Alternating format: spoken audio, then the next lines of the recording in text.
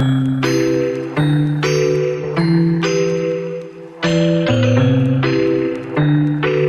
we're going to start with the first topic, which is hematuria. So what actually is hematuria? Hematuria is when you have blood in the urine. So if you go for medical checkup, the doctor will tell you, you look at your urine sample, but it's yellow in color. But when the doctor tell you you have blood in your urine, you might be confused and say, well, maybe it's a wrong diagnosis. Maybe, it's not there. So what is actually going on? So if you were to talk about hematuria, there's actually two types of hematuria. We have microscopic, which means that the red blood cells are only visible under the microscope, but when you look at the urine, it's nice, clean, and it's yellow or light yellow in color.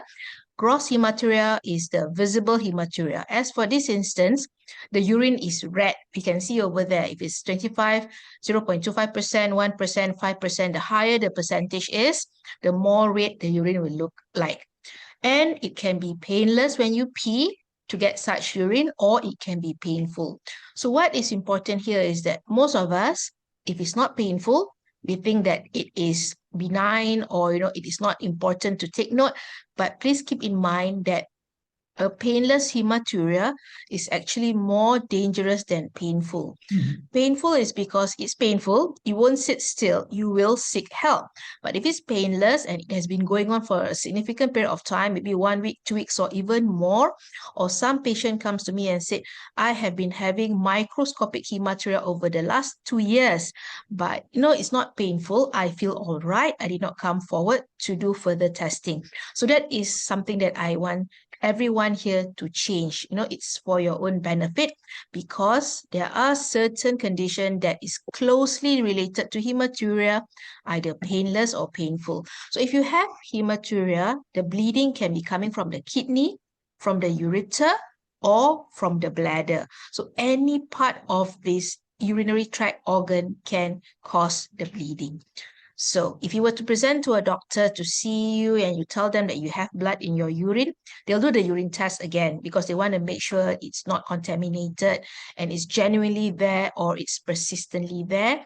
They may decide to do blood tests for you to make sure that you're not losing too much blood, your kidney functions are in good condition.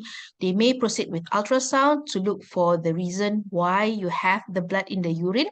And if they think there is something more serious, they will they will advise you to proceed for a CT scan or a cystoscopy.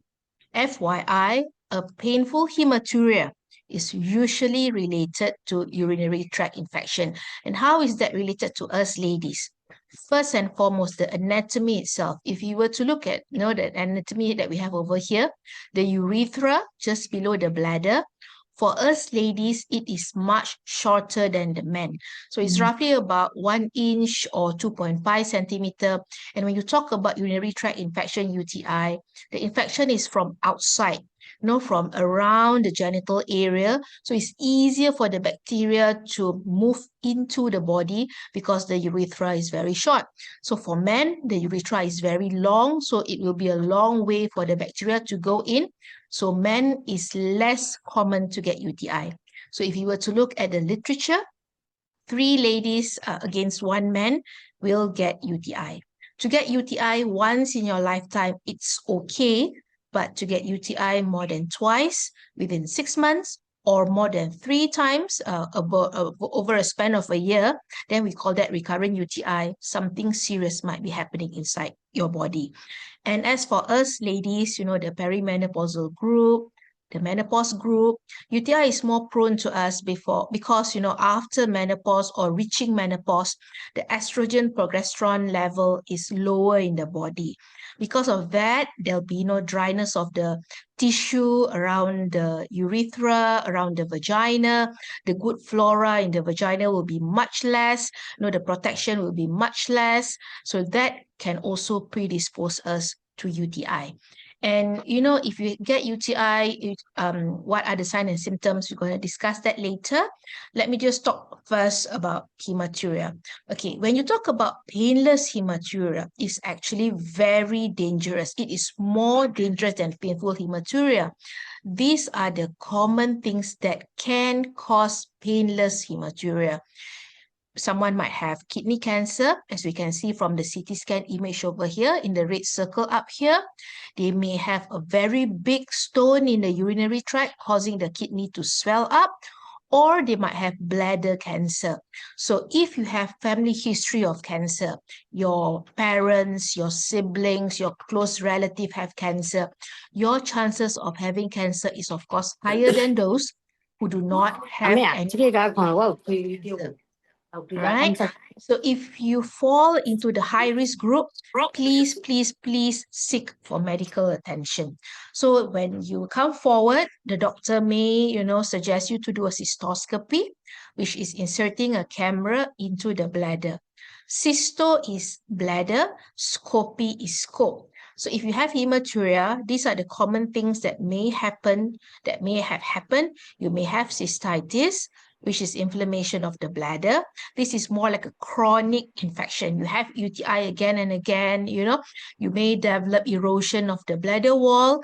Your bladder will look very angry. The normal part is those white, pale, pinky. That red portion is the inflammation area, which is cystitis. Or you may have bladder cancer like this, a fungating mass over here, or you may have bladder stone. So this kind of blood in the urine is usually can still be painless. So if you have all that from your result, or you have blood in your urine where you can see visibly, it's not wrong for you to go and seek opinion from your nearby doctor, GP. And if the GP think that this is more serious than just a simple UTI, they will refer you to see a urologist for further investigation. Okay, so that is the first topic. Yeah, Karen, any questions from you? There's a hands up on your side. Okay, so I have a question. I think Yes. on behalf of all the other ladies too. So when it's not, when you don't have experienced pain, you are likely to have, it is more serious. So how, Yes. because we don't feel the pain, how can we find out? Okay. First, if it's really red, you can see it, it's painless, then that's which means that you need to act on it immediately. Secondly, I would advise all the wonderful ladies out there, when we reach 40 years old, we need to do health screening at least once a year. All right. Because during the health screening, it is routine where the doctor will do the urine test. And in the urine test, they will look out for red blood cells in the urine. So that will answer the microscopic or the non-visible hematuria. If you have that abnormal result, the doctor will look through, is it UTI or not? Because very mild UTI might not be painful, but serious one will be painful. They may start you on a very low dose short-term antibiotics and ask you to come back to repeat your urine. If your urine is pristine after the antibiotics, well and good, it was just a mild UTI.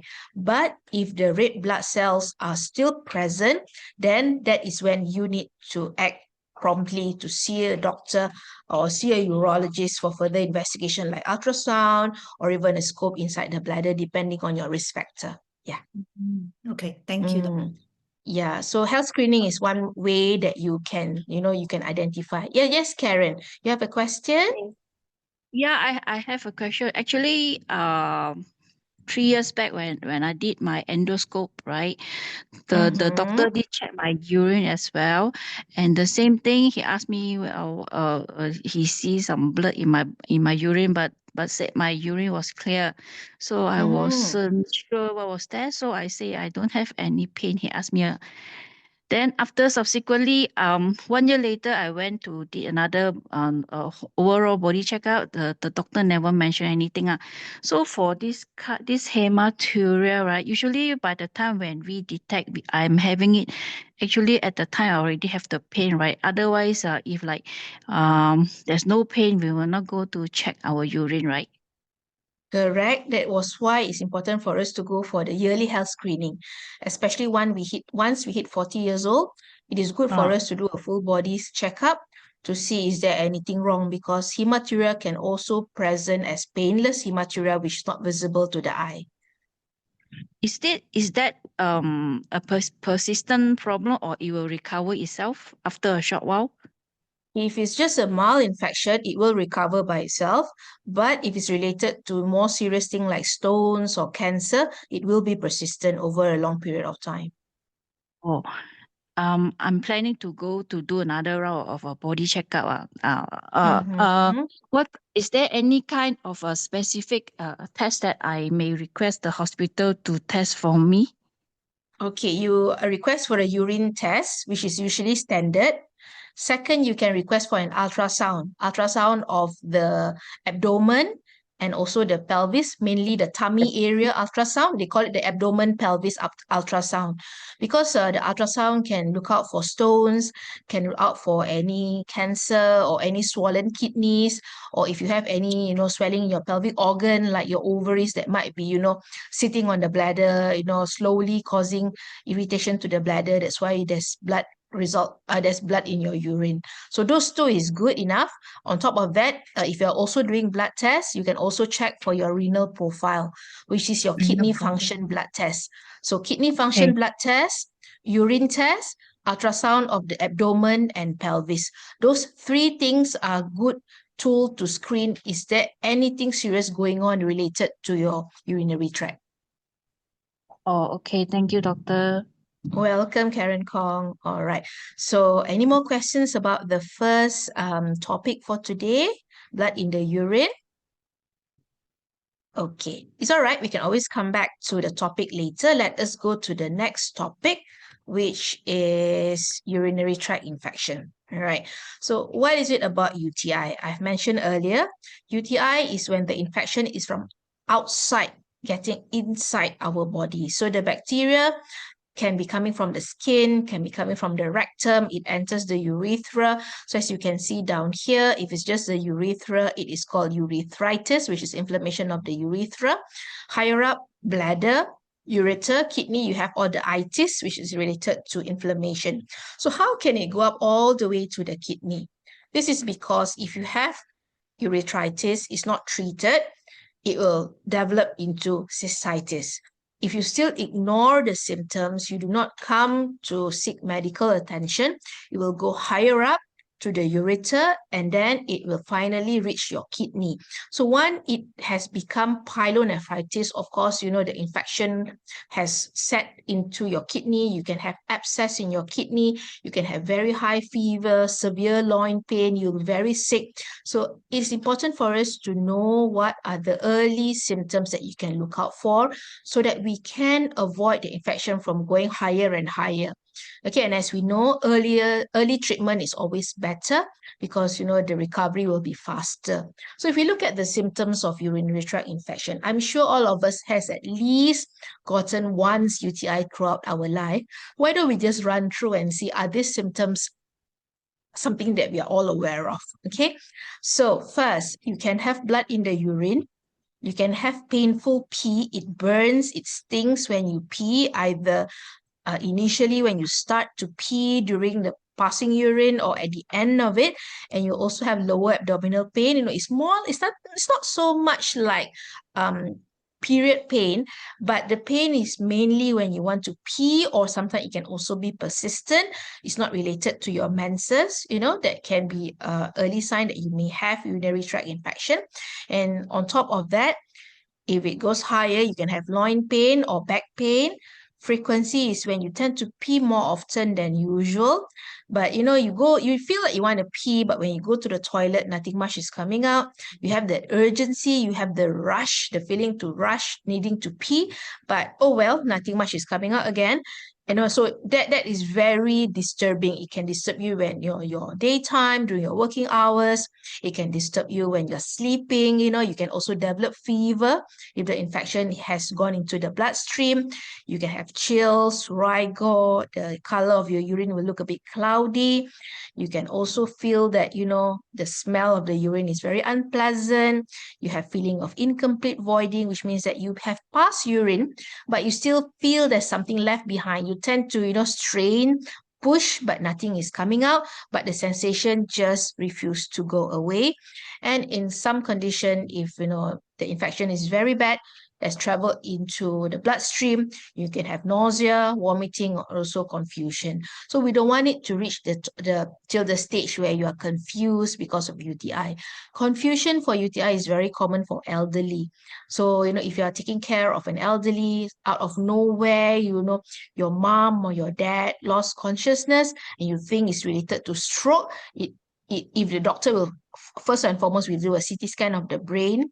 If there's nothing wrong with the brain, most of the time it's related to infection of the urinary tract. So if you do have any of these symptoms, please seek immediate treatment from your clinic. Not necessary for you to go and see a urologist. You can go to the nearby clinic, just tell the doctor, I think I have UTI. So if you have the symptoms, first and foremost, the doctor will do a urine test. As you can see over here, they have this special colored paper here. So when they dip, this is called a urine dipstick. So they were to dip this particular special paper here into the urine sample. Then they were to look at the colors on the bottle itself. They were to compare the colors. So each different color is related to different things. You have blood in the urine, red blood cell, white blood cell, protein, glucose, nitrite, and the pH of the urine. So from there, the doctor can tell you whether you have UTI or is there something else going on. If you have UTI, the doctor will then send the urine sample for urine culture.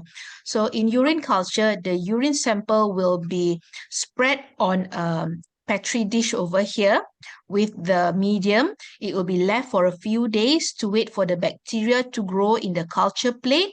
And from there, the doctor will know the name of the bacteria and what are the antibiotics which is suitable for the infection. So by doing this, the doctor can treat you accurately, because first of all, when you go and see the doctor, they'll give you a very broad spectrum antibiotics, and antibiotics that can treat most bacteria which is related to urinary tract infection.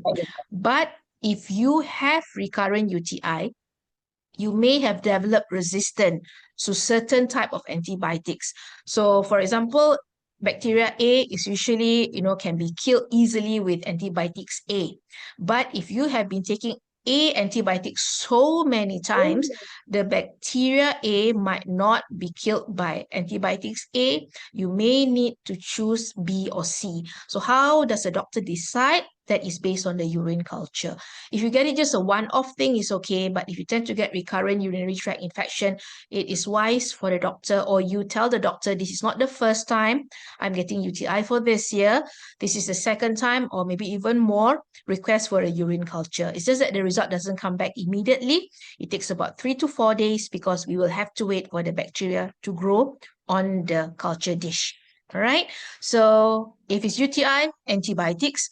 And if the doctor were to give you antibiotics for 5 days, please complete the antibiotics for 5 days. If the doctor were to give you for 7 days because it's a more serious infection, you need to finish up the whole course, which is 7 days. Okay, that is about UTI. Any questions from the ladies about this topic?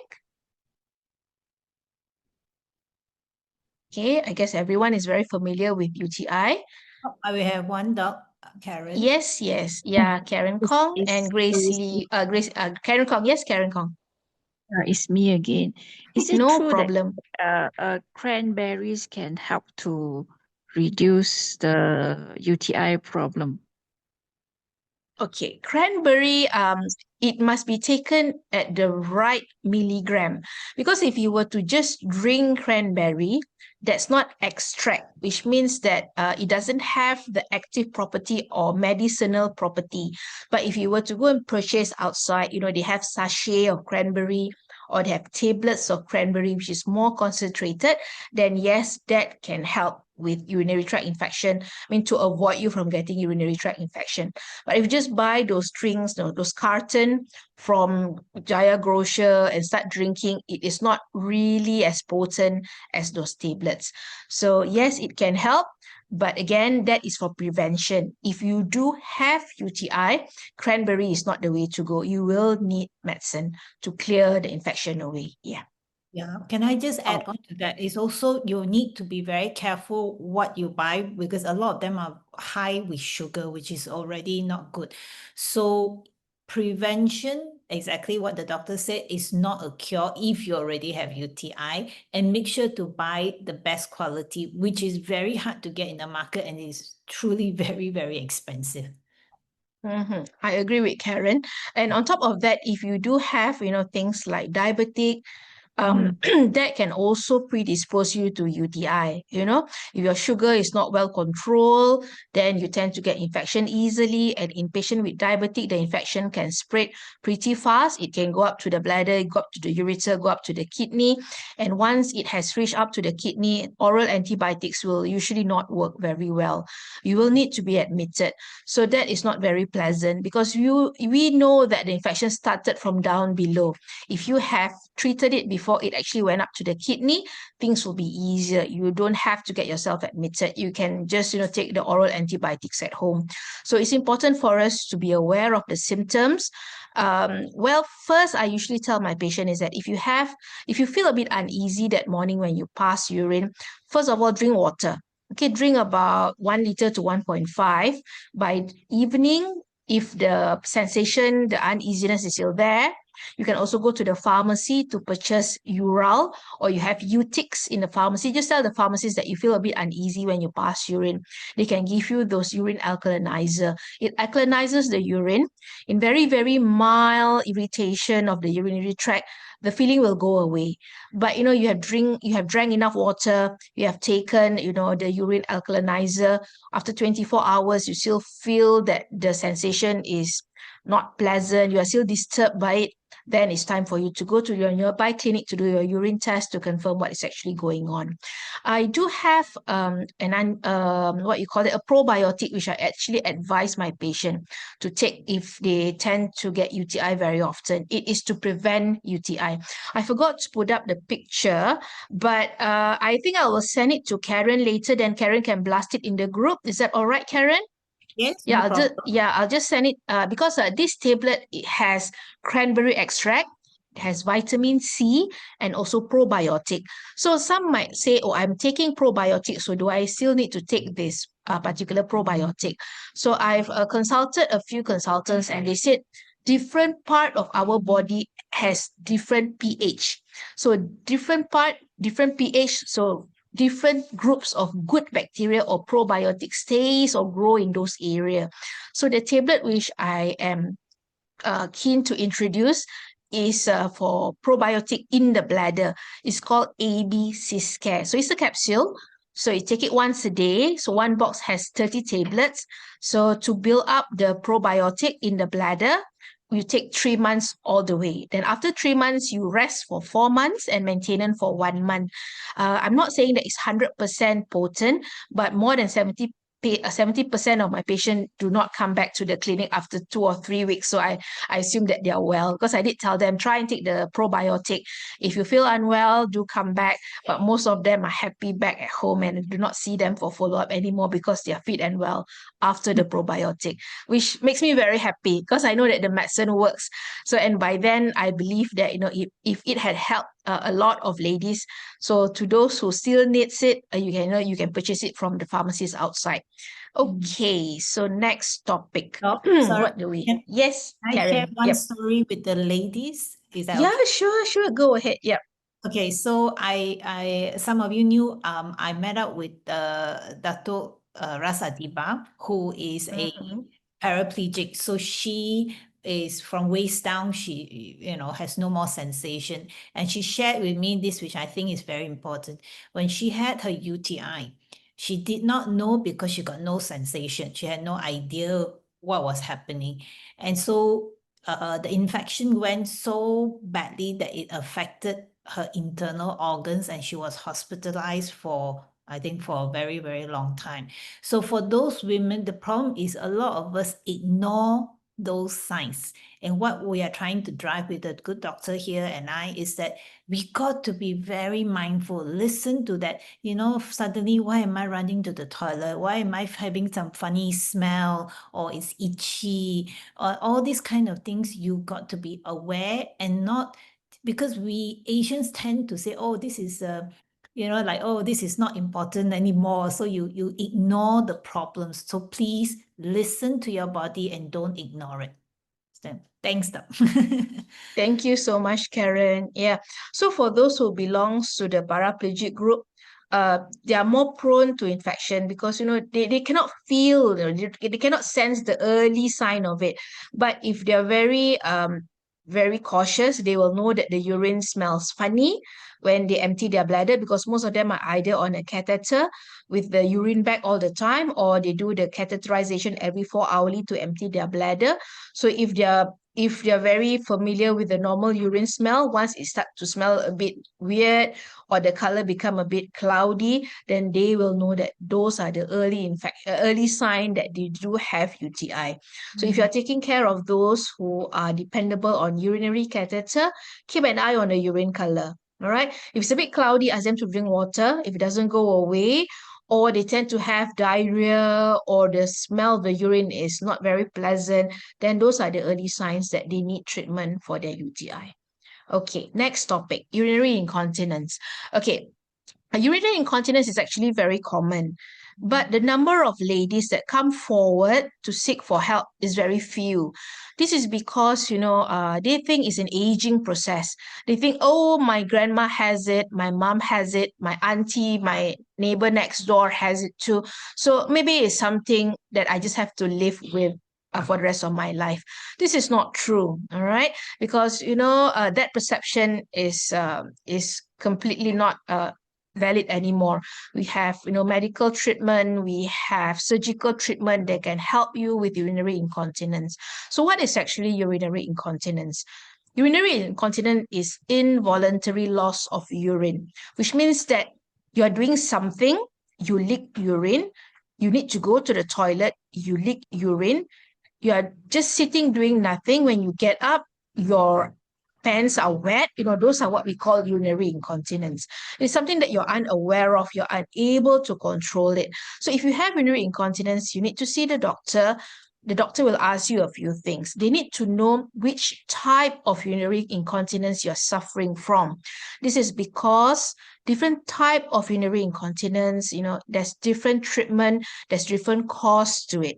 So we have 4 different types here. These are the common types that I see in ladies. First is stress urinary incontinence. Then we have urge, we have mixed, and we have temporary. So stress is not so much on the work related, all right? It's not because the deadline is coming near, your boss is banging on your door, piles and piles of files to look up, to look through. It's more that you are leaking urine when you're doing strenuous exercise. For example, you're coughing, you are laughing, sneezing, exercising, you tend to wet yourself. That is called stress urinary incontinence. This is mainly because of the pelvic floor muscle, which has weakened because of aging, pregnancy, delivery, also menopause, because when there's not much or there's no more estrogen and progesterone, the tissue tend to be very dry. So the muscle strength is very weak. So because of that, when you cough or when you move slightly more vigorous, you tend to leak urine. So that is stress urinary incontinence due to muscle weakness.